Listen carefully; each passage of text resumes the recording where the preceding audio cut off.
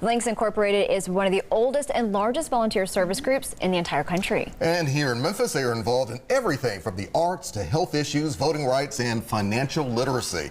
But their reach also extends outside our city limits. Denise Mustapha Martin is president of the local chapter of the Lynx. Yes. Welcome to Live at 9. So glad to have you here. Well, it's my pleasure to be here and to represent the Memphis chapter of the Lynx Incorporated. 65 years of service here in the city of Memphis. What is that all about? Well, the organization was started in 1946, but the Memphis chapter of the Lynx Incorporated was chartered in 1952, so we were one of the early chapters. And we were chartered with 14 members, and I can't remember all of them, or would I say that, but Ophelia Bias and Nellie Rulak and Alma Booth, along with the other members that chartered the chapter, thought it was important to link friendship and service. But there's been quite an evolution, though, since then. Correct. So those ladies then invited activists like Maxine Smith and Frances Hooks and Lois DeBerry into the chapter, and Evie Horton. And then those activists then began to embrace women who were notable in the city, like Joyce Blackman and Lois Stockton. And then they saw the need for succession planning. And then they invited members like myself and Cheryl Patterson and Joselle Booker.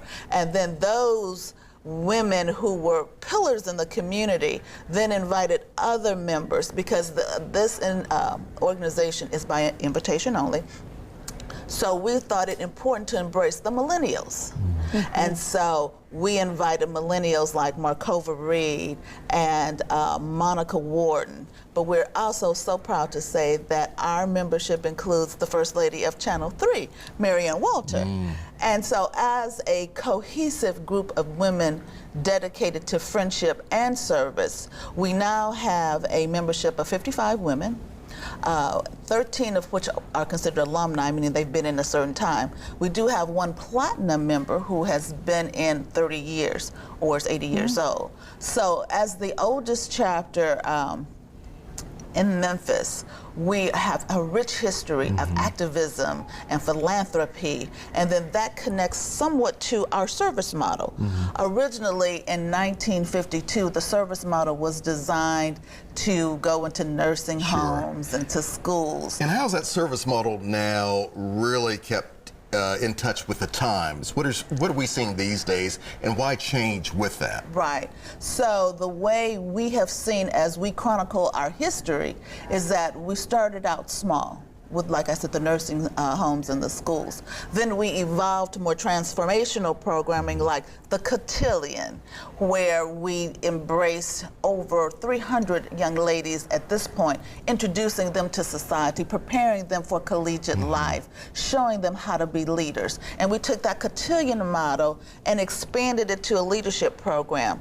Then we became philanthropists, and that's when you see the chapter giving a $100,000 donation to Lemoyne On, where we've sponsored and co-educated over 30 scholars.